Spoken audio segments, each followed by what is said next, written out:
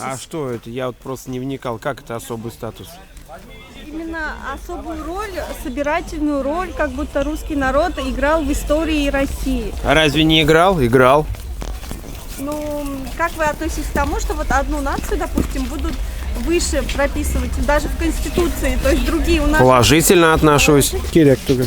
Барыбызда бір кісілер бір неде бір как дос гаилебіздің бит орыс халқы да чуваш халқы татар достарыбыз бар, неебіз бар. Но мне кажется, выделять особо русский народ не нужно, потому что у нас действительно много национальностей, и все мы рядом живем, все мы вместе живем.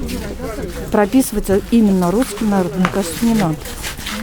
Потому что все мы едины, и не надо делить на русских, на татар, на чуваш, на остальных. Поэтому, я думаю, это я бы не согласилась, чтобы выделить именно русский народ отдельно.